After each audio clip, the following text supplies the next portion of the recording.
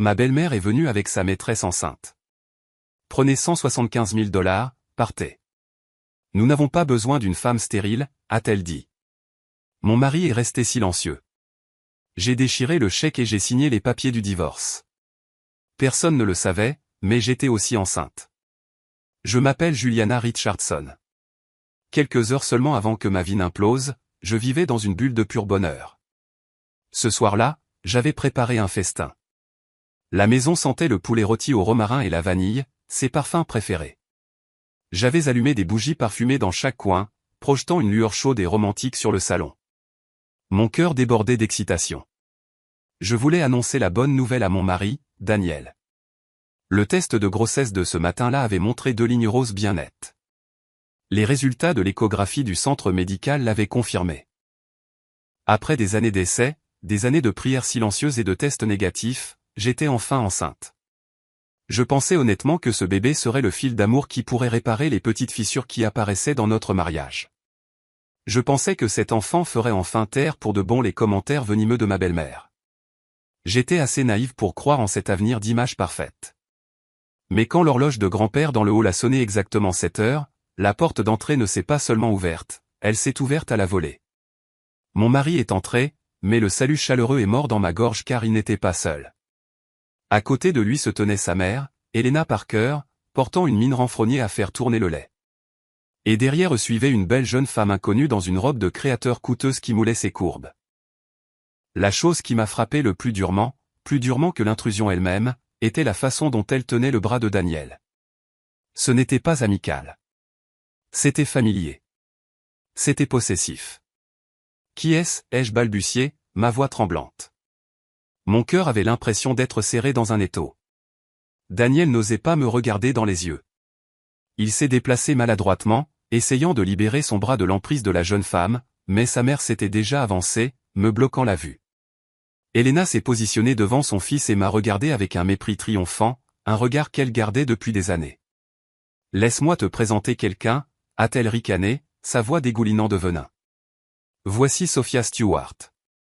Elle est la fille de Robert Stewart, le président-directeur général de Northstar Pharmaceuticals. Tu sais, le plus grand partenaire de l'hôpital où Daniel travaille, et plus important encore, elle porte le sang de mon fils, le petit enfant et l'héritier que tu n'as jamais pu me donner. Chacun de ces mots m'a frappé comme un coup de masse en pleine poitrine. J'étais paralysé. Le sol semblait tourner sous mes pieds nus. Mon mari m'avait trompé. Il allait avoir un enfant avec une autre femme. Et pas n'importe quelle femme, mais la fille d'un puissant dirigeant d'entreprise. Soudain, toutes les pièces éparses se sont emboîtées dans mon esprit. Les fois où il rentrait tard en prétextant des réunions d'urgence du personnel. Le secret des appels téléphoniques qu'il prenait dans la salle de bain avec l'eau qui coulait. Même cette cravate en soie de créateur coûteuse qu'il prétendait être un cadeau d'un patient reconnaissant. Maintenant je comprenais. C'était la même marque de luxe que le sac à main que cette femme, Sophia, serrait contre sa hanche. « Pourquoi m'avez-vous appelé ici ?» ai-je demandé, essayant de ne pas laisser le tremblement paraître dans ma voix, bien que tout en moi se brisait en 1 million de morceaux déchiquetés. « Malin » a raillé Helena en croisant les bras. « Nous t'avons appelé ici pour te donner un choix. Un choix humain. » Elle a sorti une pile de papiers légaux et le chèque de son sac à main et les a jetés sur la table devant moi. Voici les papiers de divorce que Daniel a déjà signés. Elle a fait une pause pour un effet dramatique, laissant la réalité s'installer. Et voici le chèque de 175 000 $. Prends l'argent, signe les papiers et disparaît de cette maison immédiatement. Considérez ça comme une aumône de notre famille pour les 5 années de ta jeunesse gâchée. 175 000 $. Une aumône. Le mot flottait dans l'air, lourd et humiliant. J'ai regardé mon mari, désespérément, cherchant une explication, une protection, une lueur de l'homme que j'aimais. Mais il n'y avait rien. Il se tenait là silencieusement, la tête toujours baissée, les mains serrées en poing à ses côtés. Son silence était la réponse. Il était complice. Il avait accepté tout. Il avait choisi la gloire, l'argent et l'avancement de carrière plutôt que moi. 5 ans de notre relation, jetés comme le journal d'hier. Sophia s'est approchée, s'est assise sur le canapé et a croisé les jambes avec une grâce arrogante. Elle a passé une main manucurée sur son ventre et m'a regardé avec les yeux d'une gagnante contemplant son prix. Juliana, tu devrais être raisonnable, a-t-elle dit, sa voix douce et condescendante. Daniel m'aime. Je peux lui donner une carrière que tu ne pourrais jamais lui offrir de toute ta vie. Prends l'argent et pars. Ne complique pas les choses. Ne pas compliquer les choses. Quelle absurdité. C'était eux qui avaient causé cette tragédie, détruisant un foyer et un mariage. Pourtant, c'était à moi qu'on disait de bien me comporter. Ma main, posée sur ma cuisse, s'est involontairement serrée en un point. Puis, je l'ai lentement levée et l'ai délicatement posée sur mon ventre. Là aussi, une petite vie grandissait jour après jour. Mon enfant, son enfant. Mais je savais que je ne pouvais pas dire la vérité. Parler maintenant serait m'humilier. Utiliser le bébé comme un levier pour m'accrocher à un homme qui ne voulait plus de moi serait pathétique. Mon enfant ne méritait pas d'être une monnaie d'échange. Il méritait une vie meilleure aux côtés d'une mère forte, pas d'une mère qui mendie l'amour d'un traître. Une froideur terrible a soudainement enveloppé mon âme, gelant les larmes avant qu'elles ne puissent tomber. La douleur s'est métamorphosée en mépris, et ce mépris m'a donné une étrange force vibrante. Je me suis lentement levé. J'ai cessé de les voir comme une famille et j'ai commencé à les voir comme des ennemis. J'ai ramassé le chèque de 175 000 $ sur la table. Elena et Sophia me regardaient avec des sourires satisfaits, pensant qu'elles avaient gagné, pensant que chaque femme avait un prix. Mais alors, à leur grand étonnement, j'ai déchiré le chèque en deux par le milieu. Puis encore, et encore, je l'ai déchiré en minuscules morceaux sans valeur et les ai laissés voltiger sur la table basse comme des confettis. Votre argent ne me sert à rien, ai-je dit, ma voix ferme et froide comme l'acier. Mon amour n'est pas achetable avec cet argent sale. J'ai pris le stylo et j'ai signé les papiers de divorce avec panache. Je pars, mais pas parce que vous me mettez dehors. C'est parce que je trouve la vie sous le même toit avec des gens comme vous absolument répugnante. Sur ce, j'ai tourné les talons et je suis allé directement dans la chambre. Je n'ai pas regardé en arrière une seule fois, bien que j'ai entendu Elena crier derrière moi. Fille ingrate. Si tu ne prends pas cet argent, n'ose pas le regretter plus tard. Je ne regrette rien, me suis-je dit. Je regrettais seulement d'avoir gâché 5 ans de ma jeunesse pour un homme qui ne le méritait pas. Silencieusement, efficacement, j'ai emballé quelques vêtements et mes effets personnels dans une petite valise à main. En faisant rouler la valise vers la sortie, les roues vrombissant sur le parquet, je suis passé devant eux trois. Sans un seul mot d'adieu, sans un seul regard, j'ai quitté la maison et suis sorti dans la nuit froide et mordante. Ma main s'est instinctivement posée sur mon ventre. Ils ne savaient pas qu'ils avaient chassé non pas une mais deux personnes, et ils ne savaient pas non plus que l'agneau qu'ils venaient de piétiner reviendrait bientôt en loup pour tout reprendre. Alors que la portière du taxi se refermait, m'emportant, moi et mon petit secret, loin de l'endroit qui fut autrefois un foyer, un nid, je n'ai pas pleuré. Les larmes semblaient s'être taries après l'immense choc. Je suis juste resté assise là, regardant silencieusement les lampadaires s'estomper dans la nuit, observant la ville défiler. Mon âme se sentait vide, et vidée. 5 ans. Les 5 meilleures années de ma jeunesse, je les lui avais données. J'avais tout donné à un amour que je croyais être un conte de fées. Et maintenant, tout ce qui restait était un papier de divorce froid et la vérité amère que le conte de fées avait été un mensonge depuis le début. Les souvenirs des 5 dernières années ont inondé mon esprit, clair et douloureux comme un film au ralenti. J'avais rencontré Daniel un soir de fin d'automne il y a 5 ans. À l'époque, j'étais une jeune analyste financière, fraîchement sortie de l'université, travaillant dans une petite société de courtage. Il était un jeune médecin résident dernière année de formation à l'hôpital universitaire où j'allais pour un examen de routine. J'ai été impressionné des 7 premières rencontres. Ce n'était pas seulement son bel aspect, bien qu'il fût charmant, mais c'était le dévouement et la chaleur qui émanaient de ses yeux. Au milieu du chaos d'un hôpital bondé, il était le seul qui m'écoutait patiemment et expliquait en détail mon état de santé. Ses mains étaient douces et professionnelles. Il avait un sourire si gentil, un sourire qui semblait capable de dissiper toutes les inquiétudes et les peurs d'un patient. Après ce premier rendez-vous, nous nous sommes croisés plusieurs autres fois à la cafétéria de l'hôpital. Puis la conversation a commencé. Il m'a parlé des dures gardes de nuit, de la pression brutale de la profession médicale et des pré-étudiants qui pesaient sur lui. Mais dans sa voix, il y avait toujours une passion brûlante, une soif de sauver des vies. Je lui ai parlé du monde aride des chiffres et des marchés boursiers. Il écoutait avec admiration, les yeux pleins de respect.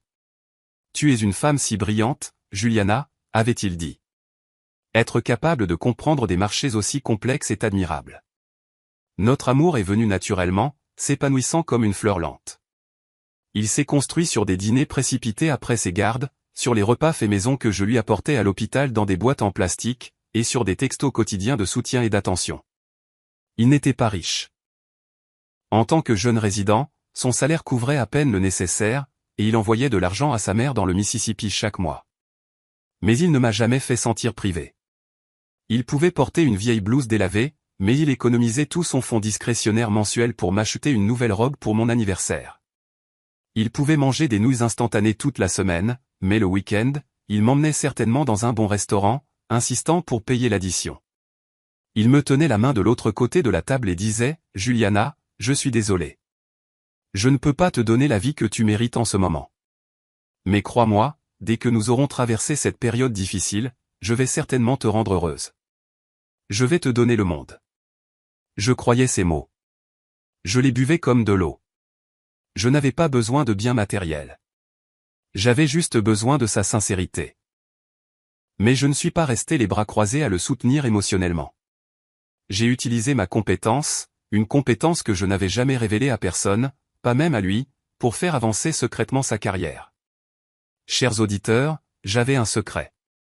En apparence, j'étais juste une employée de bureau ordinaire avec un maigre salaire. Mais en réalité, j'étais une investisseuse anonyme en bourse, un fantôme dans la machine.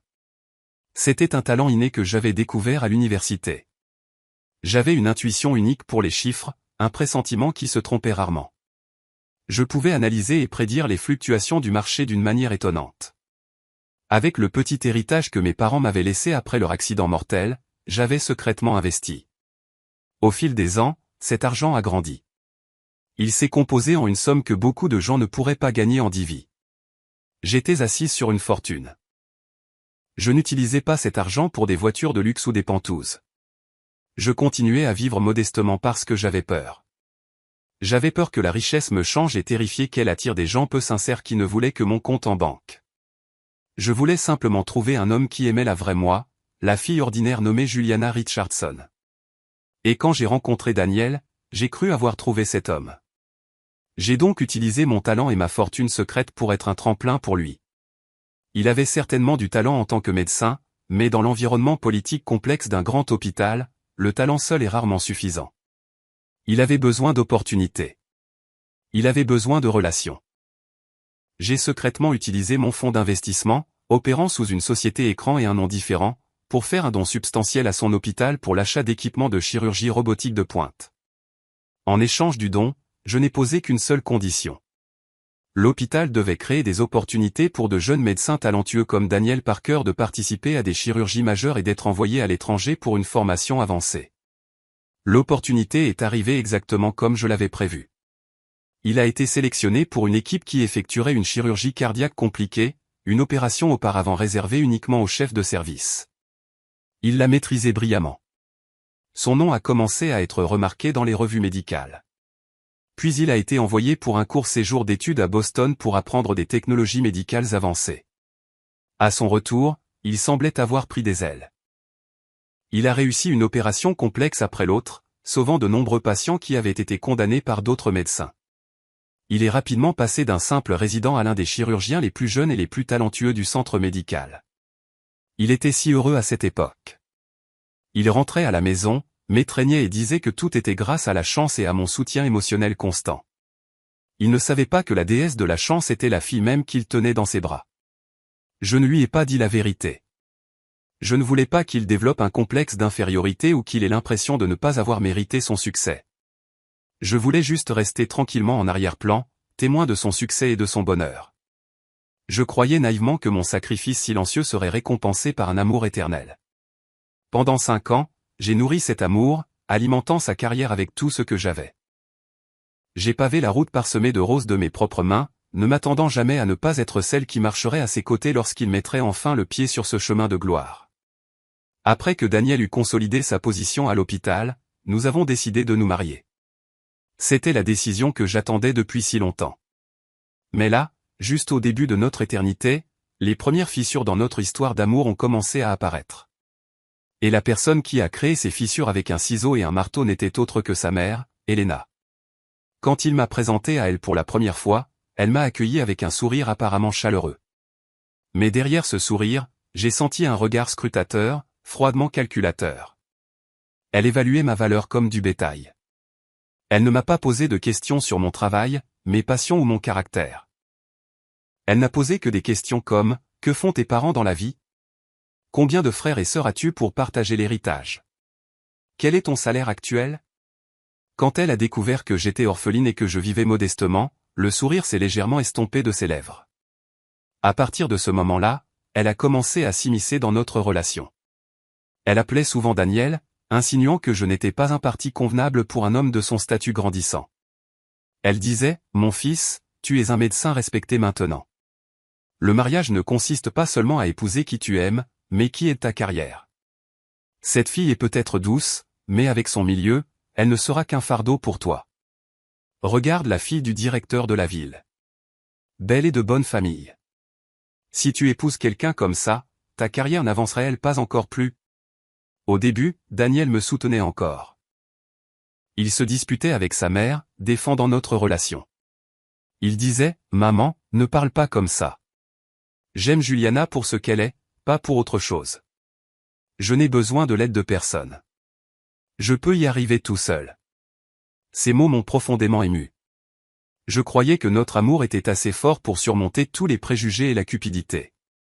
Mais ensuite, une autre figure a émergé qui a tout changé. C'était Sophia Stewart. En tant que fille unique de Robert Stewart, le PDG de Northstar Pharmaceuticals, elle était de la royauté américaine dans le monde médical. Northstar était le partenaire stratégique et le plus grand sponsor de l'hôpital où travaillait Daniel. Sophia était belle, vive d'esprit et incroyablement arrogante. C'était une femme habituée à obtenir tout ce qu'elle voulait quand elle le voulait. Et cette fois, elle voulait Daniel. Elle le poursuivait ouvertement, sans honte. Même s'il était un homme marié, elle utilisait des tactiques qu'une fille ordinaire comme moi ne pourrait jamais concurrencer. Elle lui offrait des montres de créateurs coûteuses et des costumes sur mesure. Elle utilisait les contacts de son père pour créer des opportunités de prise de parole qu'il ne pouvait refuser sous prétexte de réunions d'affaires. Elle l'invitait constamment dans des restaurants d'élite et des country clubs prestigieux. Elle lui montrait un autre monde, un monde de pouvoir, de gloire et d'influence, un monde qu'il n'avait jamais connu en grandissant dans le Mississippi. Plus important encore, elle a frappé en plein cœur des ambitions de sa mère. Elena s'est réjouie comme un chercheur d'or qui aurait trouvé le filon mer en apprenant que Sophia était la fille d'un dirigeant d'entreprise. Elle voyait Sophia comme le ticket d'or, le passe-partout qui pourrait ouvrir la porte d'un avenir brillant pour son fils. Elle a commencé ouvertement à essayer de les rapprocher, ignorant la bague au doigt de son fils. Elle invitait souvent Sophia à dîner, la traitant encore plus chaleureusement que son propre fils. En revanche, elle devenait de plus en plus cruelle et méchante envers moi. Chaque fois que j'étais là, elle mentionnait intentionnellement Sophia. Elle la louait sans cesse puis se tournait vers moi juste pour remuer le couteau dans la plaie. Elle disait, « Voilà une femme de bonne famille, belle, capable et avec des relations. Si mon Daniel l'épouse, un coup de fil de son père et il aura une clinique privée de luxe instantanément au lieu de se plier en quatre à travailler pour les autres. » Ces mots étaient comme un poison à action lente qui s'infiltrait dans la conscience de Daniel jour après jour. Un homme d'origine modeste qui s'était tant battu pour atteindre sa position actuelle se voyait soudain offrir un raccourci vers le sommet. Et lentement, douloureusement, je l'ai vu mordre à l'hameçon. Comment un mariage meurt-il ? C'est rarement une explosion soudaine. C'est une lente suffocation. Ça se passe dans le silence entre deux personnes assises sur le même canapé. Ça se passe quand il arrête de te regarder dans les yeux. Daniel a changé progressivement, séduit par le monde scintillant que Sophia Stewart faisait miroiter devant lui. Au début, ce n'était que des nuits tardives à l'hôpital ou des dîners de réseautage qu'il prétendait essentiels pour sa carrière. Mais ensuite sont venues les odeurs. Il rentrait à la maison sentant non pas le savon antiseptique de l'hôpital que je connaissais si bien, mais un parfum cher et entêtant, quelque chose de musqué et de floral qui restait sur son col. J'ai vu les messages textes qui étaient trop courts, les appels téléphoniques qu'il prenait dans l'autre pièce, chuchotant à voix basse que je n'étais pas censé entendre. Mon cœur se brisait au ralenti jour après jour angoissant. Mais je n'ai pas crié. Je n'ai pas jeté de vase ni exigé la vérité. J'ai ravalé ma fierté et je suis restée silencieuse, espérant que ce n'était qu'une phase.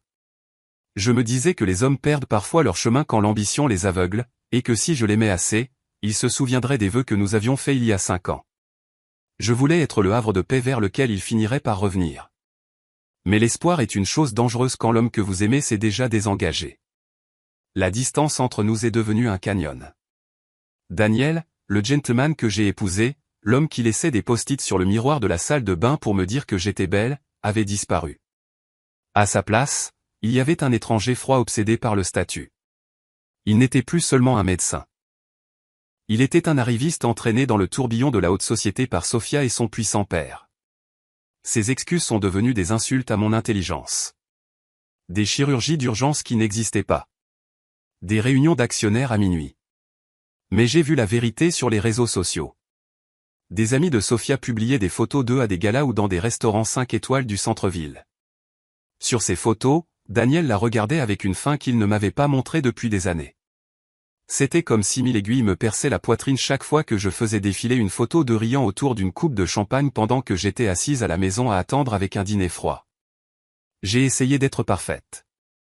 J'ai cuisiné ses plats préférés, gardé la maison impeccable et porté les vêtements qu'il aimait autrefois. Je pensais que si je pouvais juste être l'épouse parfaite, il reviendrait à la raison. Mais mon silence ne l'a pas réveillé. Il ne l'a qu'enhardi. Il a arrêté de se cacher. Il rentrait à 2 heures du matin, des taches de rouge à lèvres sur sa chemise, et quand j'essayais de toucher son bras, il me repoussait avec un soupir d'épuisement. Et puis il y avait sa mère. Helena Parker ne cachait pas son dédain. Elle regardait mon mariage s'effondrer avec un sourire satisfait, jetant du sel sur mes blessures ouvertes. Chaque fois que Sophia venait chez nous sous prétexte d'affaires, Helena m'appelait comme une servante. Elle me faisait verser le thé, couper les fruits et les servir, me forçant à les regarder flirter dans mon propre salon. Elle voulait me briser. Elle voulait que je me sente petite. Je me souviens qu'elle a dit à Sophia juste devant moi que j'étais douée pour les tâches domestiques et que je ferais une bonne aide pour l'avenir de la famille.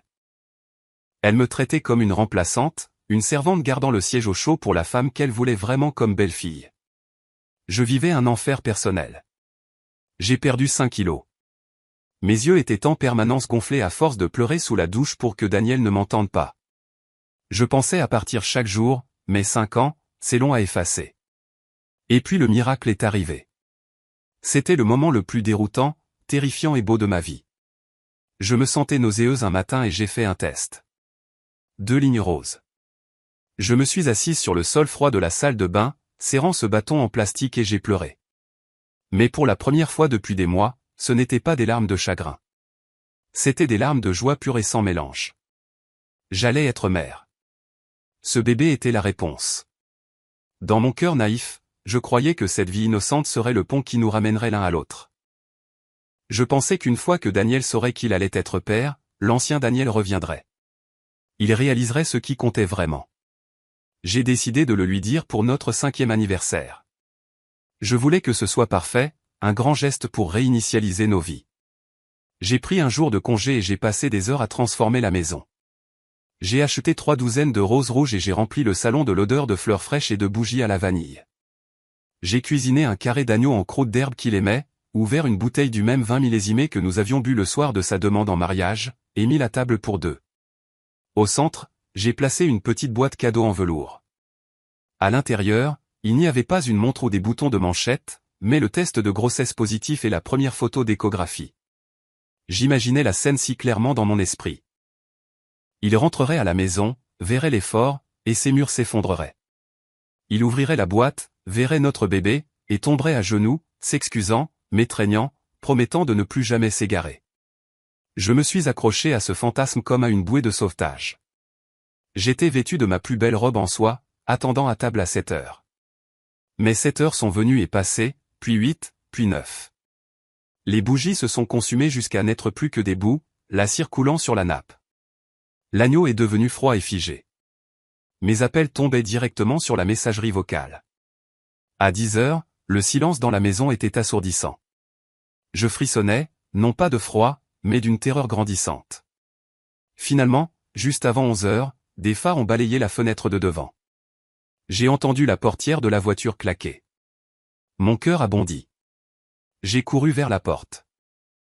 Un sourire plaqué sur mon visage, prêt à lui pardonner son retard. Mais quand la porte s'est ouverte, mon monde s'est brisé. Daniel n'est pas entré seul. Il est entré avec Elena, et derrière suivait Sofia, arborant un sourire suffisant et triomphant. Ils n'étaient pas venus pour célébrer notre anniversaire. Ils étaient venus pour en finir avec moi. Je suis resté là, entouré des bougies mourantes et du dîner froid, les regardant tous les trois comme s'ils étaient des bourreaux. L'atmosphère romantique que j'avais créée semblait maintenant pathétique, une blague cruelle. Elena a parlé la première, sa voix tranchant la pièce comme un couteau dentelé. Elle m'a dit d'arrêter de me ridiculiser. Elle m'a dit que Daniel avait fait son choix. Et puis elle a porté le coup de grâce. Elle a pointé Sofia du doigt et a annoncé qu'elle portait l'héritier de la famille Parker. Sofia a avancé son ventre, jubilant. Ce mot flottait dans l'air. Héritier. Pendant des années, Elena m'avait traité d'arbre stérile, et maintenant la maîtresse leur avait donné ce que je ne pouvais supposément pas donner. J'ai regardé Daniel, le suppliant des yeux de dire quelque chose, de me défendre, de montrer ne serait-ce qu'une once de regret.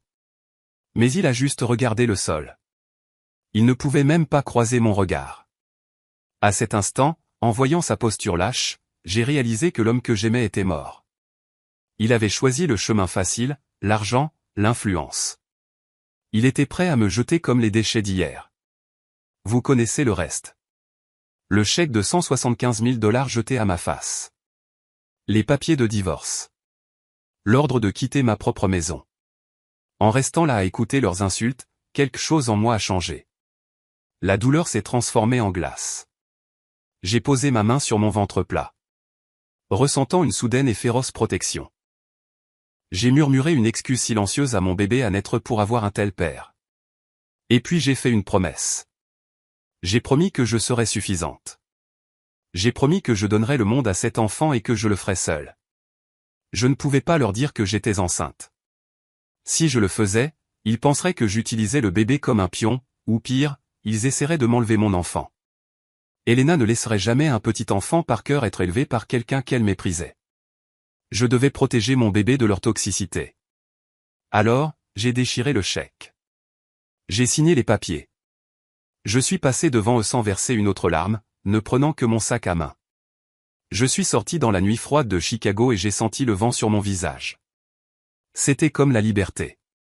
J'ai hélé un taxi, mais je ne suis pas allé sur le canapé d'une amie. Je ne suis pas allé dans un motel bon marché pour pleurer dans un oreiller. J'ai donné au chauffeur une adresse qui aurait fait tomber la mâchoire de Daniel. Le Lakeshore Grand. C'est la tour résidentielle la plus exclusive de la ville, un endroit où vivent des athlètes professionnels et des PDG. Quand je suis entré dans le hall en marbre, le concierge a hoché la tête et a tenu l'ascenseur pour moi. J'ai appuyé sur le bouton de l'étage du Penthouse.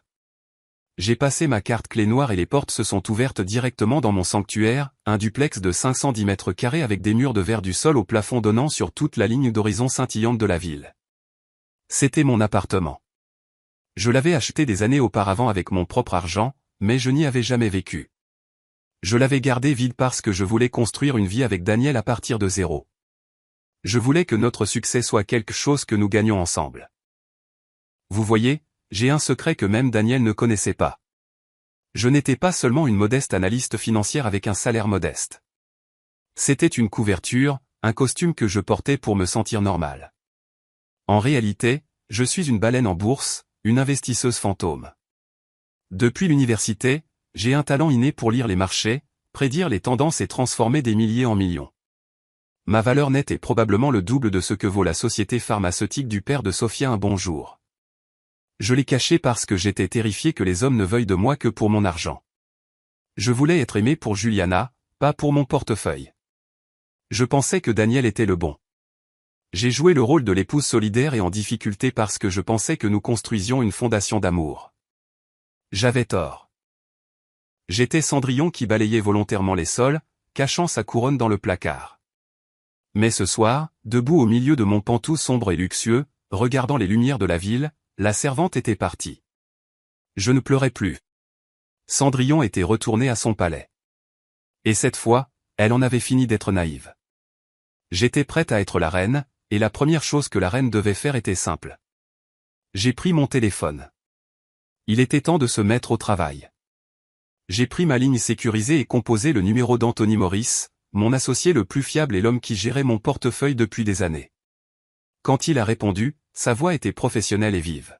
« Bonjour, Anthony », ai-je dit, et ma voix sonnait plus froide que je ne l'avais jamais entendue auparavant, ferme et déterminée. Il est temps d'activer le plan B. Je veux que chaque investissement et chaque flux de soutien financier indirect que nous avons fourni à l'hôpital universitaire au cours des 3 dernières années soit retiré. Spécifiquement, tout ce qui est attaché au Dr Daniel Parker doit être rompu immédiatement et complètement. Je n'ai pas attendu de confirmation car je savais qu'Anthony exécuterait l'ordre dans l'heure. Ensuite, j'ai appelé un service de conciergerie d'élite de la ville. Je leur ai dit que j'avais besoin d'une équipe de soutien complète assemblée dans les 48 heures. J'avais besoin du meilleur obstétricien de l'État, d'un nutritionniste personnel spécialisé en santé prénatale, d'un professeur de yoga privé et d'une femme de ménage discrète. J'ai clairement indiqué que l'argent n'avait pas d'importance. Je ne voulais que le meilleur du meilleur parce que je construisais une forteresse autour de moi. Finalement, je me suis tenu devant le miroir du sol au plafond de ma chambre principale et j'ai regardé la femme qui me fixait. La fille naïve et simple qui avait mendié l'amour de son mari avait disparu. Juliana Richardson était de retour. J'ai posé une main doucement sur mon ventre où mon secret grandissait. « Petit », ai-je murmuré au reflet. À partir de maintenant, c'est juste toi et moi. Nous commençons une nouvelle vie ici. Maman va te donner le monde. À partir de ce jour, une nouvelle Juliana est née. J'ai refusé de me morfondre dans la dépression ou de laisser le chagrin me consumer. Au lieu de cela, je me suis lancé dans le programme de soins de grossesse le plus rigoureux scientifiquement que l'argent puisse acheter. J'ai lu des livres sur le développement de l'enfant, écouté des symphonies classiques et transformé mon Penthouse en un sanctuaire de paix. J'ai coupé tous les liens avec ma vie passée. J'ai changé mon numéro de téléphone, supprimé mes réseaux sociaux et ignoré les amis communs qui étaient restés là à regarder Daniel m'humilier. Pour eux, Juliana avait simplement disparu dans les airs. Je pensais que je vivrais ma vie en paix et élèverais mon enfant seul. Mais le destin semblait avoir un scénario différent écrit pour moi. Il organisait une réunion que personne d'entre nous n'aurait pu prédire, une rencontre où les rôles seraient complètement inversés. Le phénix était ressuscité de ses cendres et elle était prête à brûler. Pendant que je commençais ma nouvelle vie de solitude et de prospérité, complètement cachée à leur vue, les personnes qui m'avaient chassé célébraient ce qu'elles pensaient être leur, ils vécurent heureux pour toujours. À peine un mois après avoir signé les papiers de divorce, la ville était en effervescence avec la nouvelle du mariage le plus extravagant de la décennie. Le marié n'était autre que Daniel Parker, mon ex-mari, et la mariée était naturellement Sophia Stewart, la fille en or, portant le prétendu héritier de l'Empire Stewart. Leur mariage était un spectacle rapporté par tous les tabloïds et blogs de société de New York à Los Angeles. J'ai vu les photos en ligne depuis la sécurité de mon salon. Les gens s'émerveillaient de la cérémonie de plusieurs millions de dollars, de la robe de créateur sur mesure et du convoi de voitures de luxe qui s'étendait sur des kilomètres le long du boulevard. Les médias ont peint un conte de fées moderne, vantant la romance fatidique entre un jeune médecin talentueux et une héritière de la haute société. Il n'y avait pas de place dans ce récit pour une ex-femme rejetée comme moi. J'ai regardé le sourire radieux de Daniel et le visage suffisant et triomphant de Sophia. J'ai vu mon ancienne belle-mère, Elena, se pavaner devant les caméras. Étonnamment, mon cœur n'a pas souffert. Je n'ai ressenti aucune jalousie, seulement un profond sentiment de ridicule. Je me demandais comment ils pouvaient croire que le bonheur construit sur des mensonges et la trahison pourrait un jour survivre. Comme je l'avais prédit, la vie de Daniel après le mariage n'était pas le paradis qu'il avait imaginé. Sur le papier, il avait tout ce qu'il voulait. Son puissant beau-père, Robert Stewart, a tenu sa promesse. Il a investi une somme massive pour ouvrir la clinique privée Parker, un établissement de pointe situé dans le quartier médical le plus prestigieux de la ville. Elle était équipée des dernières technologies et promue agressivement sur toutes les plateformes médiatiques. Daniel est passé du statut de médecin salarié à celui de directeur de clinique et d'entrepreneur à succès du jour au lendemain. Il était monté au ciel, ou du moins c'est ce qu'il semblait. Sa mère, Elena, vivait son rêve. Elle a emménagé dans l'aile des invités du manoir que Robert avait offert au couple. Elle avait des domestiques pour la servir, un chauffeur pour la conduire et un budget illimité pour le shopping. Elle passait ses journées à se vanter auprès de ses amis du country club de son fils talentueux et de sa riche belle-fille. Elle avait atteint le sommet de son arrogance. Cependant, derrière les photos glacées et les communiqués de presse, la vérité était laide. Bien que Daniel détint le titre de directeur, il n'était rien de plus qu'une marionnette. Aux yeux de la famille Stewart, il était un opportuniste, un homme d'origine modeste qui s'était marié au-dessus de sa condition. Robert Stewart était un patriarche autoritaire qui contrôlait chaque aspect de son empire d'une main de fer. Il méprisait ouvertement Daniel. Chaque décision à la clinique, de l'embauche du personnel de nettoyage à la gestion des finances, devait être approuvée par le bureau de Robert. Daniel était directeur de non seulement, un manager glorifié travaillant sous le joug de son beau-père. Lors de leur dîner de famille étouffant, Daniel était constamment sermonné et réprimandé par Robert et les frères de Sophia. Il lui rappelait souvent qu'il devait connaître sa place, et que sans le nom Stewart, il ne serait qu'un autre médecin pathétique dans un costume bon marché. Ces mots étaient comme des épines piquant l'ego surdimensionné de Daniel, mais il ne pouvait rien dire. Sa vie de famille n'offrait aucun sanctuaire non plus. Sophia, ayant obtenu la bague, a rapidement abandonné son rôle de petite amie douce et attentionnée. Elle a révélé sa vraie nature d'héritière capricieuse et gâtée. Elle n'avait aucun intérêt pour le travail de Daniel ou la gestion d'un foyer. Elle passait ses journées à faire du shopping avec des amis et à se plaindre. Elle utilisait sa grossesse comme une arme pour le tourmenter, le forçant à être à ses petits soins pour satisfaire ses caprices bizarres. S'il hésitait, elle fondait en larmes et menaçait d'appeler son père. Chaque fois, Daniel devait baisser la tête et s'excuser. Il vivait dans un étau, perdant sa voix et sa liberté petit à petit. Tard dans la nuit, quand Sophia était enfin endormie, Daniel sortait sur le balcon et fumait dans le noir. Dans le silence froid, il se souvenait des premiers jours avec moi.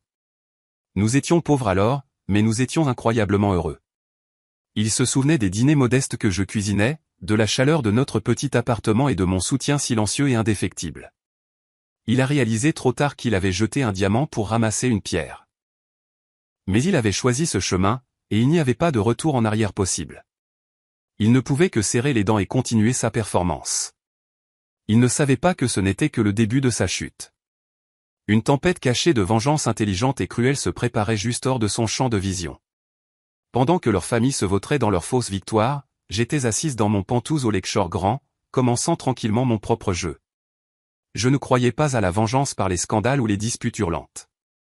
Ces méthodes étaient primitives et indignes de moi. J'ai choisi de détruire leur empire avec les armes mêmes qu'ils avaient utilisées pour séduire mon mari, l'argent et le pouvoir. En tant qu'investisseuse fantôme, un requin dans les eaux financières, j'avais les moyens de les démanteler morceau par morceau. Mon plan a été développé avec une précision chirurgicale par Anthony Morris et mon équipe financière. Ma cible n'était pas seulement la petite clinique de Daniel, mais la source de leur pouvoir, l'empire pharmaceutique de Robert Stewart, Northstar Pharmaceuticals. Je savais que si je coupais la tête, le corps mourrait. Ma première frappe fut invisible. J'ai ordonné une analyse complète de la chaîne d'approvisionnement de Northstar Pharmaceuticals et de la clinique privée Parker. Nous avons découvert une faiblesse critique. Ils dépendaient fortement de fournisseurs étrangers pour leurs équipements médicaux avancés et leurs composés pharmaceutiques spécialisés. Ils comptaient sur quelques contrats exclusifs avec des fabricants européens. C'était leur talon d'Achille. J'ai donné instruction à mon fonds d'investissement de lancer une campagne d'acquisition discrète en utilisant un réseau de sociétés écrans pour masquer mon identité. C'était une guerre coûteuse, mais j'avais des milliards à ma disposition. En seulement 2 mois, je suis secrètement devenu l'actionnaire majoritaire de 3 grandes entreprises européennes de dispositifs médicaux et de 2 grands laboratoires pharmaceutiques suisses, ceux-là même sur lesquels Northstar comptait. Avec les atouts en main, j'ai commencé à resserrer l'étau. En tant que nouvel actionnaire majoritaire, j'ai émis des directives pour revoir les stratégies de distribution. J'ai exigé que ces entreprises suspendent temporairement toutes les livraisons d'équipements et de médicaments de nouvelle génération sur le marché américain, citant la nécessité de restructurer et de trouver de nouveaux distributeurs exclusifs. Naturellement, le nouveau distributeur serait une société que je possédais. La crise d'approvisionnement a commencé presque immédiatement. La clinique de Daniel a été la première et la plus durement touchée. Ils venaient d'ouvrir et leur campagne marketing promettait la technologie la plus avancée au monde. Mais maintenant, leurs commandes étaient rejetées ou retardées indéfiniment. Les scanners CT et les échographes 4D qu'ils avaient promis aux patients restaient en attente. Les médicaments spécialisés contre le cancer et les derniers médicaments cardiaques ont soudainement disparu de leur inventaire. Les retombées ont été catastrophiques. Les patients qui avaient payé des milliers de dollars pour des forfaits de santé premium étaient furieux lorsque la clinique ne pouvait pas livrer. Les avis ont chuté et les procès ont commencé à s'accumuler. Daniel courait partout comme un homme possédé, essayant de trouver des fournisseurs alternatifs, mais c'était inutile. Tous les acteurs majeurs étaient sans le savoir sous mon contrôle. Il n'avait aucune idée que l'ennemi invisible qui étouffait la vie de son entreprise était l'ex-femme qu'il avait rejetée. Le géant pharmaceutique de Robert n'était pas en meilleure forme. Ils ont perdu des contrats de distribution lucratifs et le cours de leurs actions a chuté. Robert, l'homme qui s'était toujours enorgueilli de son pouvoir intouchable, paniquait maintenant. Il a déversé sa frustration sur Daniel, criant que son gendre était une malédiction qui avait porté malheur à la famille. La vie de Daniel est devenue un enfer. Il souffrait d'insomnie et a perdu du poids, son visage décharné et hanté. Il payait le prix de sa trahison, mais il ne savait pas que la tempête ne faisait que commencer. Pendant que je démantelais leur monde depuis l'ombre, mon propre monde était rempli de paix et de lumière. J'ai confié l'exécution de ma vengeance à mon équipe afin de pouvoir consacrer mon cœur à une mission plus sacrée, la maternité. Les 9 mois de grossesse sont souvent décrits comme difficiles, mais pour moi, ce fut un cadeau. Ce fut un voyage d'amour de soi que je n'avais jamais connu auparavant. Je n'étais plus la fille qui vivait pour servir les autres. J'ai appris à ralentir, à écouter mon corps et à chérir la vie qui grandissait en moi. Je me réveillais au son de Mozart et de Bach, préparant des petits déjeuners nutritifs dans ma cuisine ensoleillée. Je lisais de la littérature classique à voix haute, espérant que mon enfant entendrait le rythme des beaux mots, même dans l'utérus. La chambre de mon bébé était un chef-d'œuvre conçu de ma propre main. J'ai choisi des couleurs douces et apaisantes et j'ai rempli la pièce des meubles les plus sûrs et les plus exquis que l'argent puisse acheter. J'ai engagé un professeur particulier de yoga prénatal et elle venait aux pentouses chaque matin pour m'aider à garder mon corps fort et souple. J'ai suivi des cours de préparation à l'accouchement privé et j'ai appris les soins aux nourrissons, non pas avec anxiété mais avec joie. Je ne me sentais pas seul. Le bébé était mon compagnon constant. Chaque fois que je sentais un frémissement ou un coup de pied, mon cœur se gonflait d'un amour si féroce qu'il m'en faisait monter les larmes aux yeux. Je parlais constamment à mon bébé, lui promettant que peu importe à quel point le monde extérieur était cruel, il serait toujours en sécurité dans mes bras. Bien sûr, il y avait des moments dans le calme de la nuit où les fantômes du passé tentaient de refaire surface. Je voyais un couple se promener dans le parc, se tenant la main, l'homme touchant doucement le ventre de la femme, et mon cœur se serrait. Je me demandais pourquoi mon enfant ne pouvait pas avoir cette image complète. Mais j'ai rapidement banni ces pensées. Je me suis dit qu'un père toxique, un homme qui abandonne sa famille, est pire qu'aucun père du tout. Mon enfant n'avait pas besoin de Daniel. Nous étions suffisants. Sa trahison ne m'avait pas brisé. Elle m'avait forgé en acier. Finalement, le jour que j'attendais est arrivé.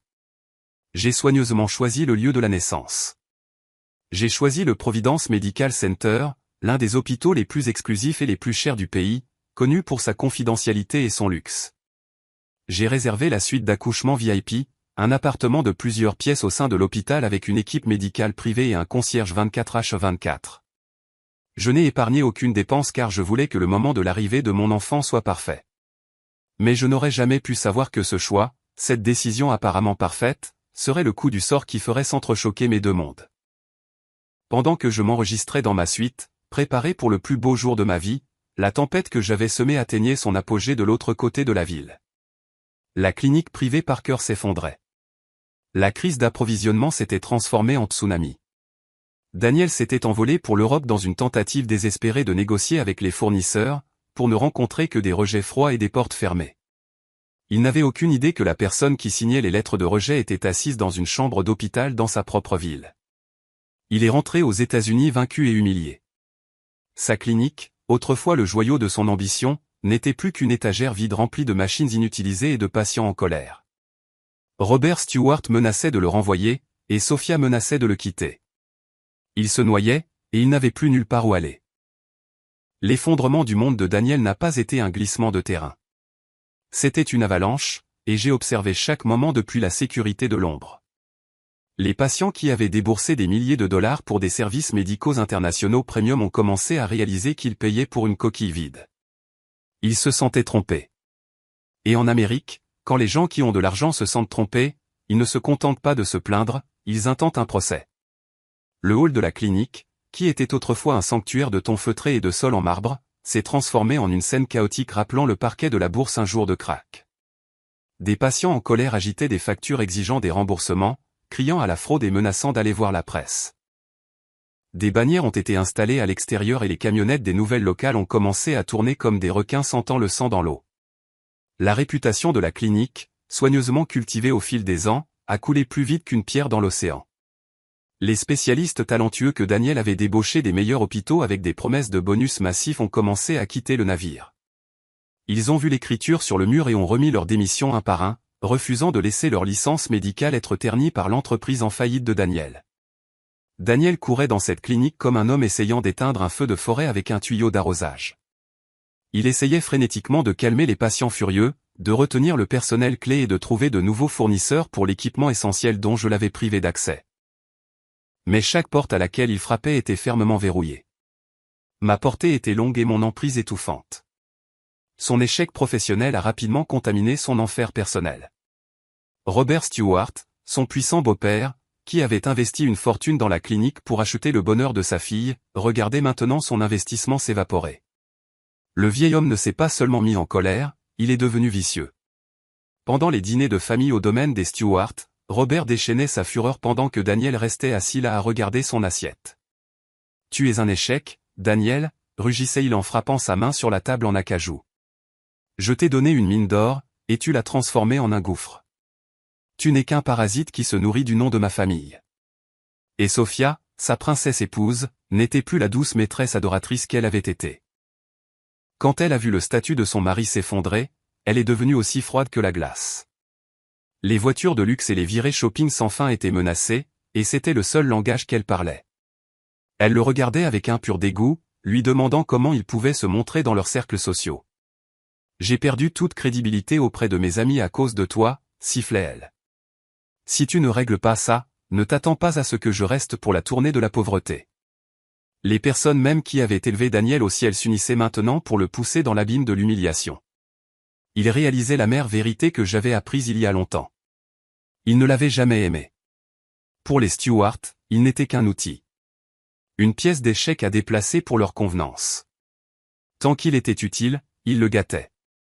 Mais au moment où il a flanché, ils étaient prêts à le jeter comme les déchets d'hier. Puis est venu le coup final. Northstar Pharmaceuticals a commencé à plier sous la pression du marché orchestré par mon fonds d'investissement. Les cours des actions ont chuté et pour sauver son propre empire, Robert Stewart a pris la décision d'entreprise impitoyable de couper les branches mortes. Il a forcé la faillite de la clinique de Daniel. En l'espace de quelques mois, Daniel est passé du Golden Boy du monde médical à un paria en faillite. Il a été jeté sans cérémonie du bâtiment qu'il dirigeait. La banque a saisi le manoir, et Sophia, fidèle à ses menaces, l'a quitté après une dispute hurlante que les voisins ont probablement entendue à 3 pâtés de maison. Elle lui a dit que le bébé qu'elle portait n'était plus un héritier d'une dynastie, mais un fardeau qu'elle ne voulait pas. Daniel était vraiment tombé du ciel en enfer. Il a été forcé de retourner dans un appartement exigu avec sa mère, Elena, faisant face à la réalité étouffante de ses choix. Il avait poursuivi la gloire et l'argent et l'avait tenu un bref instant pour ensuite perdre ce qui comptait vraiment. Il avait perdu un amour sincère. Il avait perdu une femme qui aurait traversé le feu pour lui. Et il avait perdu un enfant dont il ne connaissait même pas l'existence. Dans l'obscurité silencieuse de ce petit appartement, mon image a commencé à le hanter. Il se surprenait à se demander où j'étais et comment je vivais, sans jamais deviner que l'ex-femme qui lui manquait soudainement était l'architecte de sa destruction. La vie, cependant, a un sens de l'ironie qu'aucun scénariste d'Hollywood ne pourrait inventer.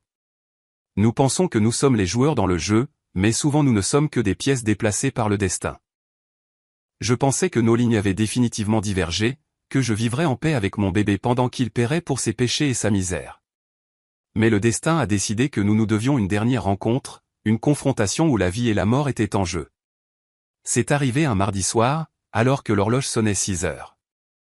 J'étais sur mon tapis de yoga dans mon penthouse, essayant de trouver un peu de zen avec de la musique classique, quand la première contraction m'a transpercé. Ce n'était pas une fausse alerte. C'était la vraie. Mon fils avait décidé de faire sa grande entrée en avance. Anthony, mon assistant, était un roc. Il n'a pas bronché. Il a immédiatement appelé la ligne directe du Providence Medical Center où j'avais réservé le forfait naissance diamant. Tout était censé être parfait. J'avais la suite présidentielle réservée et le docteur William Nelson, l'un des meilleurs obstétriciens de la côte est, était prévu pour accoucher mon bébé. Le trajet en ambulance était un flou de sirènes et de lumière de la ville défilant derrière les fenêtres. J'étais allongé sur le brancard, me mordant la lèvre pour ne pas crier, serrant mon ventre et murmurant des promesses à mon fils à naître. Tout ira bien, petit. Maman est là. J'essayais de rester calme, faisant confiance à la somme exorbitante que j'avais payée pour des soins de première qualité. Mais comme on dit, l'homme propose et Dieu dispose. Quand nous sommes arrivés, on m'a informé que le docteur Nelson avait eu un grave accident de voiture sur l'autoroute et qu'il ne viendrait pas. La panique a commencé à s'installer. Le directeur de la clinique m'a rencontré personnellement, essayant de calmer les choses.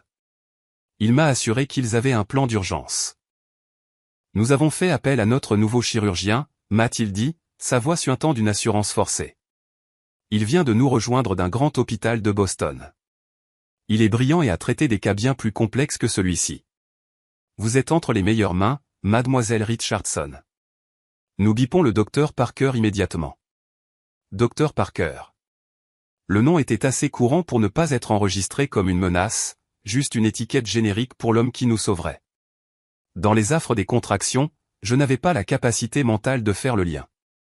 J'ai juste hoché la tête, les laissant me conduire dans la salle d'accouchement VIP. C'était plus une chambre d'hôtel 5 étoiles qu'un hôpital, mais j'ai à peine remarqué les comptoirs en marbre ou la vue sur la ligne d'horizon de la ville. Les infirmières grouillaient autour de moi, branchant des moniteurs et vérifiant mes signes vitaux. Je les entendais chuchoter sur la chance que le docteur Parker soit de garde et sur le nombre d'opérations difficiles qu'il avait déjà réussi depuis son embauche. La porte s'est ouverte et un homme en blouse bleue est entré. Il portait un bonnet chirurgical et un masque qui couvrait la majeure partie de son visage, ne laissant que ses yeux visibles. Il se déplaçait avec une autorité vive qui commandait la pièce. Il ne m'a pas adressé un mot au début, claquant simplement des doigts pour avoir le dossier du patient. Il l'a scanné rapidement. Patiente Juliana Richardson, 30 ans, 39 semaines, présentation par le siège, rupture des os. Il a lu les détails à haute voix d'une voix profonde et familière qui m'a fait parcourir un frisson plus froid que la climatisation. C'était une voix que je ne pourrais jamais oublier, même si je vivais 1000 ans. Mon corps s'est figé. La douleur de la contraction a été momentanément éclipsée par le choc pur. Tremblante, j'ai levé la tête de l'oreiller et j'ai regardé dans les yeux du médecin. Ils étaient d'un brun profond avec une pointe de tristesse, mais actuellement vives de concentration. C'étaient les yeux devant lesquels je m'étais réveillé pendant 5 ans. Daniel, ai-je murmuré le nom, ma voix à peine audible par-dessus le bip du moniteur cardiaque. Le médecin a tressailli comme s'il avait été physiquement frappé. Sa tête s'est relevée brusquement du dossier, et il m'a regardé droit dans les yeux. Pendant un instant, l'univers a semblé cesser de s'étendre.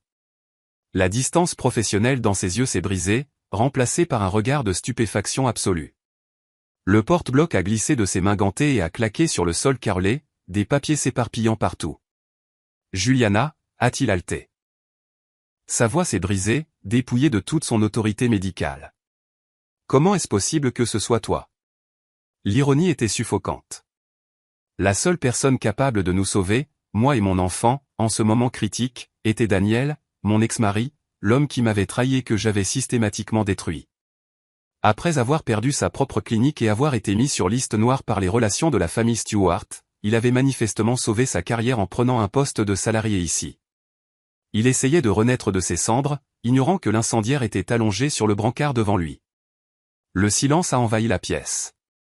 Les infirmières allaient et venaient du regard entre nous, confuses par cette soudaine rupture de protocole.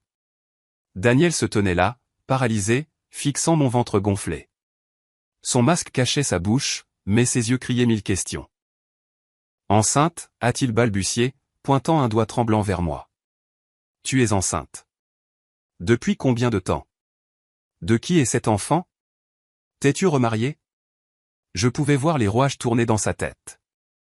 Il supposait que j'avais tourné la page, trouvé un homme meilleur, créé une nouvelle vie. J'ai vu la jalousie fulgurer dans ses yeux, mêlée à un profond sentiment de perte. Il m'avait rejeté, mais me voir porter l'enfant d'un autre homme, comme il le supposait, le brisait. Une violente contraction m'a saisi, et j'ai poussé un cri guttural qui l'a ramené au présent. Mes mains griffaient les draps du lit. Docteur, s'il vous plaît, ai-je haleté, des larmes coulant sur mon visage. Sauvez mon fils. L'appel flottait dans l'air, chargé de notre histoire compliquée. Mon cri a agi comme un seau d'eau glacée. Daniel l'homme a disparu et le docteur Parker est revenu. Sa formation a pris le dessus, surpassant son effondrement émotionnel. Il a enfilé une nouvelle paire de gants et a aboyé des ordres au personnel. Sa voix ferme et autoritaire. Mettez-vous en position, tout le monde. Le rythme cardiaque fœtal chute. La pression maternelle augmente. C'est un accouchement à haut risque. Préparez les instruments maintenant. Il s'est penché sur moi, baissant son masque une seconde pour révéler un visage plus hagard et ridé que dans mon souvenir. Juliana, écoute-moi, a-t-il dit, sa voix sévère mais rassurante. Tu dois te concentrer. Oublie qui je suis. Oublie tout le reste. Pense au bébé. Je vais le sortir en toute sécurité. Me fais-tu confiance? J'ai regardé dans ses yeux et j'ai vu la détermination d'un homme cherchant la rédemption. J'ai hoché la tête. Je n'avais pas le choix. Le travail a été brutal. À cause de la présentation par le siège et du stress, chaque minute semblait durer 1 heure. Il y a eu des moments où la douleur était si aveuglante que j'ai cru que j'allais m'évanouir. Mais la voix de Daniel me ramenait sans cesse. Reste avec moi, Juliana, insistait-il.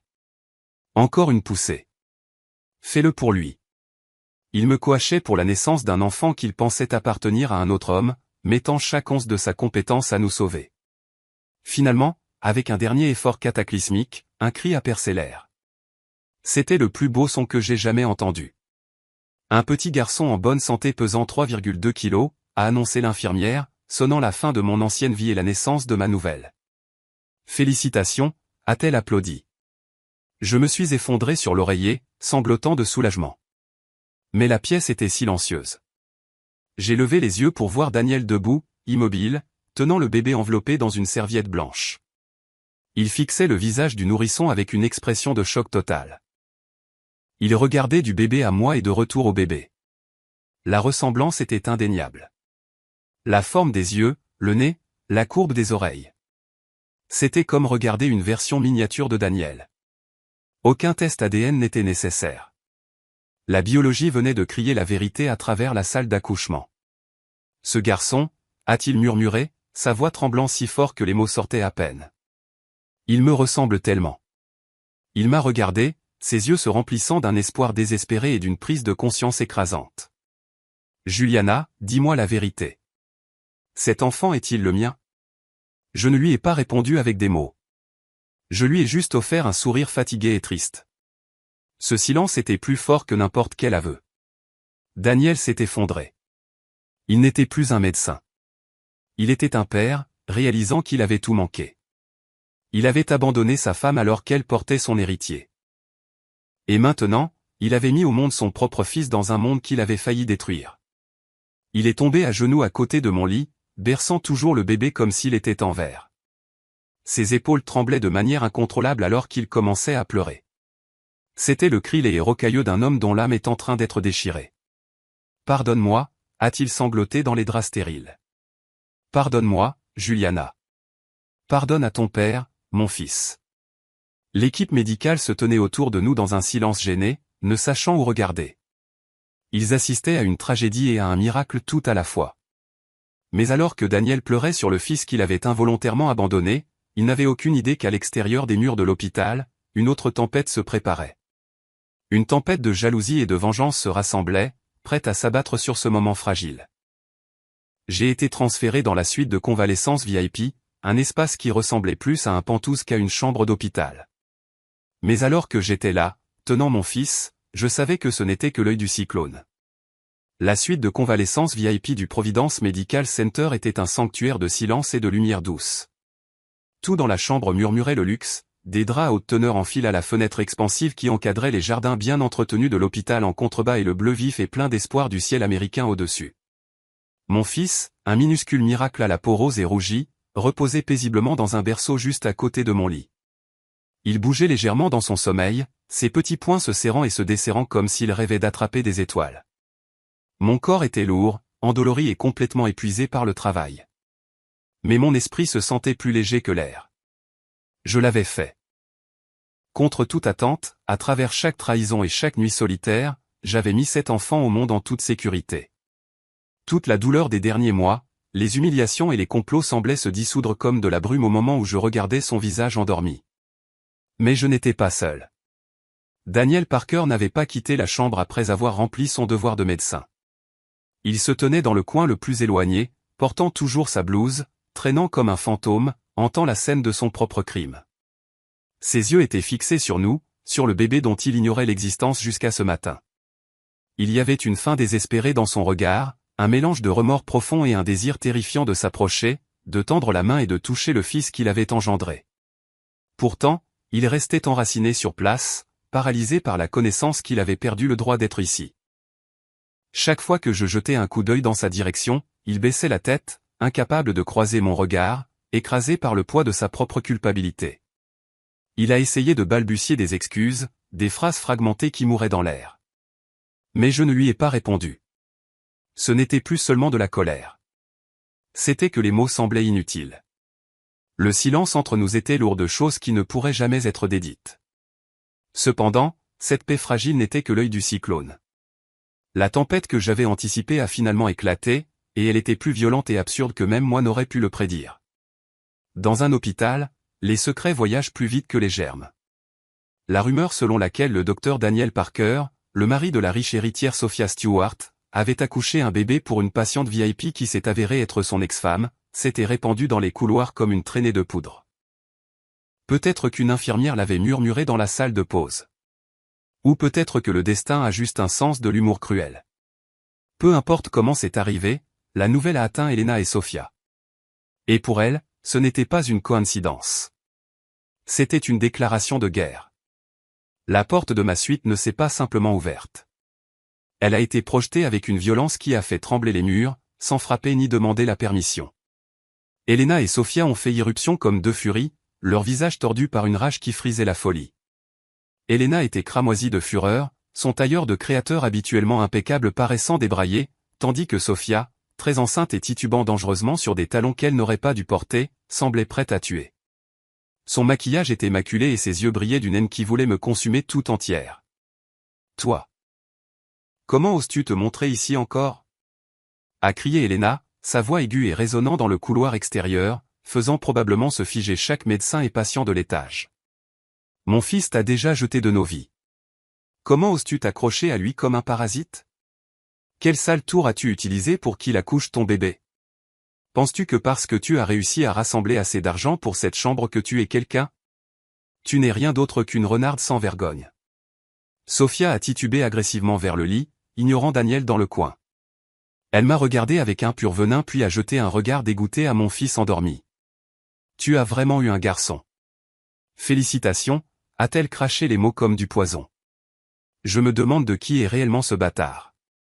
Tu te fais virer de notre maison et tu réussis à pondre un gosse d'un autre homme en un temps record. Tu travailles vite ou as-tu manigancé ça? Essaies-tu d'utiliser ce bâtard illégitime pour détruire ma famille, pour essayer de voler Daniel de nouveau?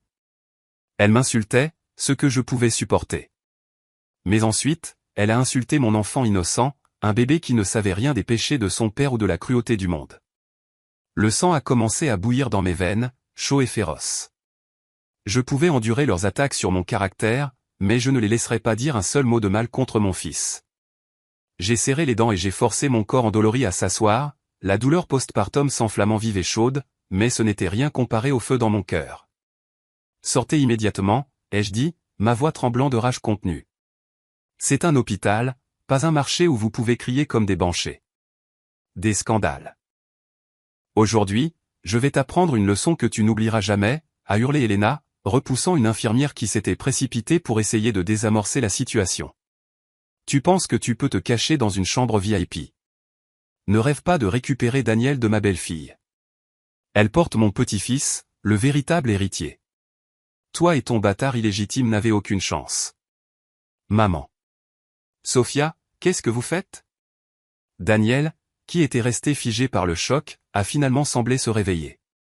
Il s'est précipité en avant, se plaçant entre les femmes et mon lit, écartant les bras comme un bouclier. C'est un hôpital. Baissez la voix immédiatement. Vous devez partir maintenant. Tu oses la défendre? Elena s'est retournée sur ses talons, agrippant le devant de la blouse de Daniel, ses ongles manucurés et pointus s'enfonçant dans sa poitrine. Sais-tu que toute la ville se moque de nous à cause d'elle? Ils disent que tu couches avec ton ex-femme. Tu es mon fils. Agis comme tel, assez, a crié Daniel, un son de pur désespoir que je n'avais jamais entendu de sa part auparavant. Pour la première fois de sa vie, il élevait la voix contre la mère qu'il avait contrôlée pendant des décennies. J'ai assez souffert. J'ai fait des erreurs. J'ai tout perdu à cause de vous aussi. Je ne veux plus en faire. Maman, Sophia, sortez. Je n'irai nulle part tant que je n'aurai pas appris à cette créature une leçon de décence, a hurlé Sophia. La jalousie l'avait complètement privée de sa raison. Elle a poussé Daniel de côté avec une force surprenante et s'est jetée vers le berceau où reposait mon fils. Le bébé, surpris par le bruit, a commencé à pleurer. Elle tendait la main vers lui, ses intentions floues mais terrifiantes. N'ose pas, avons-nous crié, Daniel et moi, à l'unisson. J'ai ignoré la douleur déchirante dans mon abdomen et j'ai essayé de passer mes jambes par-dessus le bord du lit pour protéger mon enfant. Mais juste au moment où la main de Sophia était à quelques centimètres du berceau, une voix froide comme l'acier a tranché l'hystérie. Arrêtez. Immédiatement. La pièce est devenue mortellement silencieuse. Tout le monde s'est figé et s'est tourné vers la porte. Se tenait là un homme dans un costume noir impeccable tenant une mallette en cuir. Son expression était grave et autoritaire. C'était Anthony Morris, mon avocat personnel et mon bras droit. Il n'était pas venu seul. À ses côtés se trouvaient 2 officiers en uniforme de la police municipale et 2 gardes de sécurité privés qui semblaient pouvoir déplacer des montagnes. L'apparition soudaine d'un conseil juridique et des forces de l'ordre a aspiré l'oxygène de la pièce. Elena et Sophia ont reculé, leur bravade s'évaporant instantanément. Vous, qui êtes-vous? Pourquoi êtes-vous ici? A balbutié Elena, la peur remplaçant son arrogance. Anthony n'a même pas accusé réception de sa question.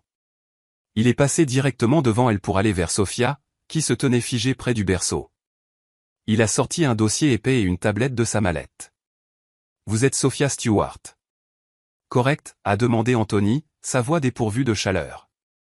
Je suis l'avocat représentant un investisseur majeur de Northstar Pharmaceuticals. Nous avons compilé des preuves irréfutables que votre père, Robert Stewart, et sa société se sont livrés à des activités frauduleuses massives. Cela inclut la fabrication et la distribution de médicaments contrefaits et une évasion fiscale s'élevant à des centaines de millions de dollars. Quoi? La mâchoire de Sophia est tombée, son visage se vidant de toute couleur. Vous mentez. Mon père dirige une entreprise honnête. Vous le calomniez. La calomnie exige que la déclaration soit fausse, a dit Anthony avec un sourire narquois. Il a tapoté l'écran de sa tablette et l'a retourné. Elle diffusait une vidéo granuleuse mais claire de Robert Stewart acceptant une mallette pleine d'argent d'un fonctionnaire du gouvernement. Toutes les preuves, y compris les registres financiers, la surveillance vidéo et les témoignages, ont déjà été remises au procureur de la République. Au moment où nous parlons, des agents fédéraux exécutent des mandats de perquisition dans les bureaux et les maisons de votre père. Il a ensuite tourné son attention vers les policiers. Quant à Sophia Stewart et Elena Parker, elles sont entrées illégalement dans la chambre d'une patiente, ont troublé la paix et se sont livrées à du harcèlement. Ma cliente souhaite porter plainte dans toute la mesure de la loi. Le monde de Sophia s'est désintégré en quelques secondes. Elle a reculé en titubant et s'est effondrée sur le sol, réalisant que son père, l'empire pharmaceutique, son argent et sa fierté avaient tous disparu. Elena se tenait tremblante, ses yeux parcourant la pièce alors que les pièces du puzzle se mettaient enfin en place. La faillite de la clinique de Daniel, la chute soudaine de la famille Stewart. Rien de tout cela n'était de la malchance. Derrière tout cela se trouvait une main invisible, une force terrifiante qui avait orchestré leur ruine, et cette force était la belle-fille modeste et silencieuse qu'ils avaient jetée comme un déchet. La police s'est avancée, lisant à Elena et Sophia leurs droits. Sophia a commencé à crier hystériquement, incapable de traiter la réalité de sa misère. Elena, cependant, est devenue silencieuse. Ses yeux sont devenus vitreux et vides. Elle m'a regardé alors que l'officier la guidait vers la porte, son expression un mélange complexe de haine et de terreur. « Qui es-tu vraiment » a-t-elle murmuré. Je n'ai pas répondu. Je l'ai juste regardée avec un regard qui tenait à la fois de la pitié et de la glace. Elle ne le saurait jamais vraiment. Alors qu'elles étaient emmenées, le chaos s'est retiré, ne laissant que moi, le bébé et Daniel dans la pièce. Daniel se tenait là, pâle et tremblant. Il avait été témoin du démantèlement complet de sa vie.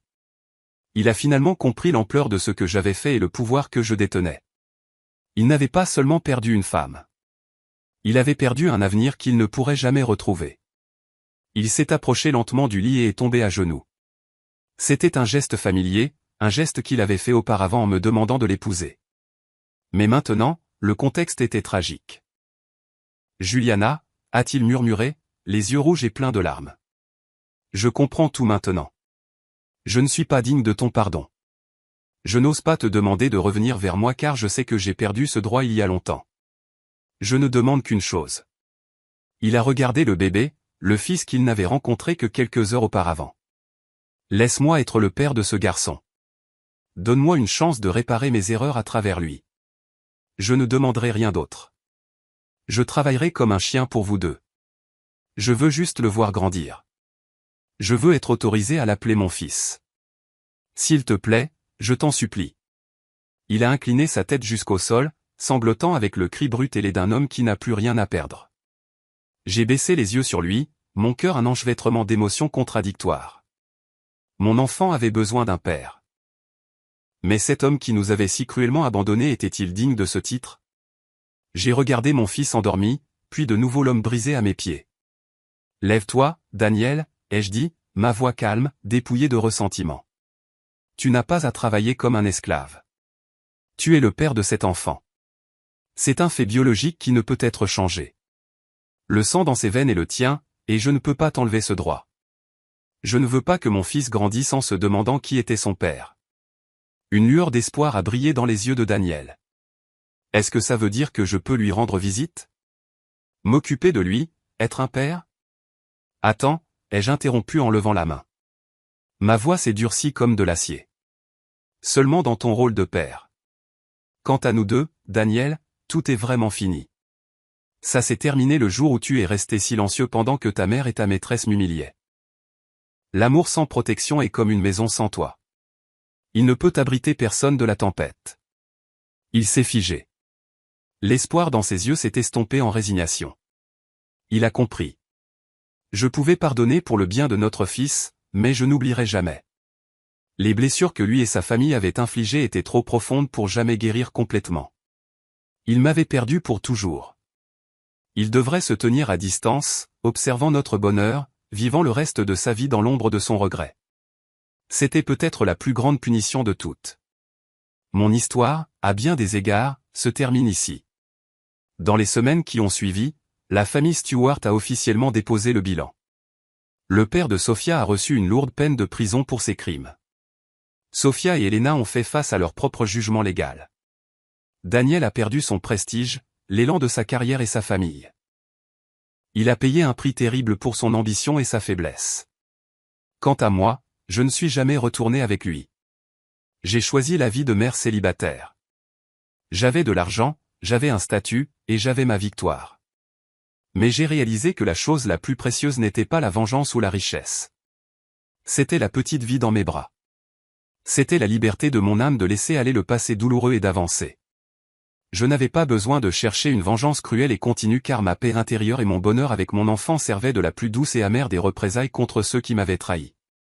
En repensant à ce voyage, sur le chemin du sommet du bonheur fragile, à travers l'abîme de la trahison et dans le feu de la renaissance, je sais qu'il laisse de nombreuses émotions contradictoires. Vous pourriez ressentir de l'indignation face à la cruauté des gens, de la satisfaction face au triomphe de la justice, ou de la tristesse pour un amour qui a été gaspillé. Mais sous le drame, il y a une leçon. Quand Daniel s'est trouvé à la croisée des chemins, choisissant entre 5 ans de notre amour ou la gloire et la carrière que Sophia offrait, il a choisi le raccourci. Il pensait avoir besoin d'une femme qui était une décoration brillante pour l'élever. Il avait tort. Un vrai partenaire n'est pas un trophée à exhiber. Un partenaire est le sol solide sous vos pieds. La personne qui peut traverser la tempête avec vous. J'étais ce sol pour lui, mais il était trop aveugle pour le voir jusqu'à ce que la terre s'effondre sous lui. Que cela soit un rappel. Le mariage n'est pas une transaction commerciale. Vous ne pouvez pas peser l'affection sur une balance contre le gain matériel. L'argent et la gloire peuvent être perdus et retrouvés une douzaine de fois. Mais une personne qui vous aime vraiment, qui vous voit et vous soutient quand vous n'avez rien, une fois que vous perdez cette personne, vous ne la retrouverez peut-être jamais. La solitude de Danielle est le prix de cette leçon. J'avais un secret. J'étais riche et talentueuse, et je l'ai caché pour voir si j'étais aimée pour qui j'étais. J'ai eu ma réponse. Maintenant, j'ai mon fils, et je m'aime moi-même, et c'est plus que suffisant. En y repensant maintenant, alors que je suis assise ici dans la nurserie silencieuse, berçant mon fils endormi, j'ai l'impression d'avoir vécu 2 vies complètement différentes. Certains pourraient dire que j'ai été stupide de jouer le rôle d'une humble femme au foyer alors que j'étais en fait assise sur une fortune. Ils pourraient dire que je me suis tourmentée en comptant mes sous et en faisant un budget pour les courses alors que j'aurais pu acheter tout le supermarché sans sourciller. Mais au fond de moi, je sais que mon désir était pur. Je ne voulais pas d'un mariage construit sur les fondations de mon compte en banque. Je voulais être aimée pour qui j'étais, pas pour ce que je pouvais fournir.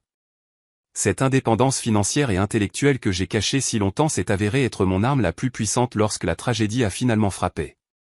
Quand Danielle m'a quitté pour une autre femme, je ne me suis pas effondré. Je ne l'ai pas supplié de rester, et je ne me suis pas accroché à sa jambe en pleurant. Pourquoi l'aurais-je fait?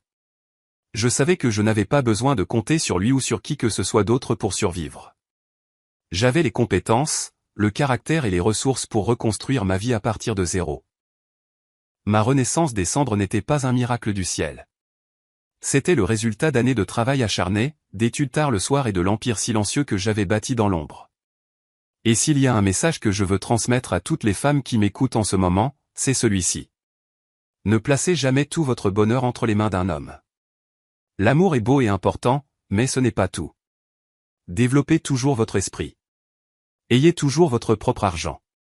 Gardez toujours une partie de vous qui n'appartient qu'à vous. Car lorsque vous pouvez vous tenir sur vos 2 pieds, vous gagnez le pouvoir ultime qui est le droit de choisir. Même lorsque la tempête s'abat et même lorsque la personne en qui vous aviez le plus confiance vous trahit, vous ne vous briserez pas. Vous aurez la force de tout surmonter et de trouver la lumière, tout comme je l'ai fait. Peut-être que la leçon la plus humaine que j'ai apprise à travers cette épreuve n'était pas sur les affaires ou la vengeance, mais sur l'amour maternel et le pardon. Quand j'ai été confronté pour la première fois à la trahison de Daniel et à la cruauté de sa mère, Elena, et de sa maîtresse Sophia, je voulais du sang. J'ai choisi la vengeance. Et laissez-moi vous dire, ce fut une vengeance intelligente et satisfaisante. Anthony Maurice et moi avons systématiquement démantelé leur vie jusqu'à ce qu'ils perdent tout. Mais dans ce dernier moment, lorsque mes ennemis étaient métaphoriquement à genoux à mes pieds, je ne les ai pas complètement détruits. J'ai fait une pause. Pourquoi ai-je arrêté? À cause de cette petite vie qui respire doucement dans mes bras en ce moment. Mon fils a adouci mon cœur et m'a donné une raison d'être généreuse. L'amour sacré d'une mère a vaincu la haine d'une femme bafouée. J'ai réalisé que si la vengeance pouvait m'apporter une satisfaction temporaire, elle me maintiendrait piégé dans le passé, me noyant dans des émotions négatives pour toujours. Je ne voulais pas que mon beau et innocent garçon grandisse dans une atmosphère toxique de haine et de méchanceté. Mon pardon envers Daniel n'était pas un accord pour nous remettre ensemble. Absolument pas. C'était un pardon au plus haut niveau. Je lui ai pardonné non pas pour son bien, mais pour libérer ma propre âme. Je lui ai permis de rendre visite et de remplir ses devoirs de père, non pas parce que je l'aimais encore comme un mari, mais parce que j'aimais assez mon fils pour lui donner un père. C'était un choix de force, pas de faiblesse. Cela nous apprend que garder rancune est épuisant. Ça vous use. Parfois, lâcher prise est la chose la plus forte que vous puissiez faire. Pardonner ne signifie pas oublier ce qui s'est passé, mais cela permet au passé de reposer afin que nous puissions regarder vers un avenir meilleur avec sérénité. Mon plus grand bonheur à la fin de cette longue route sinueuse n'est pas la vengeance réussie ou la richesse que j'ai récupérée. C'est la paix intérieure que je ressens en ce moment en tenant mon enfant et en sachant que notre avenir est brillant et sûr. Mon histoire est peut-être terminée pour l'instant, mais j'espère que le message résonnera en vous pour toujours. Il s'agit de sobriété et d'amour, de la valeur de l'indépendance, du pouvoir de la générosité et du caractère d'une femme moderne. J'espère que cela vous donnera la conviction que peu importe à quel point la vie vous pousse dans des circonstances difficiles, tant que vous ne perdez pas l'espoir, la dignité et le respect de vous-même, vous trouverez finalement le vrai bonheur. Un bonheur créé de vos propres mains.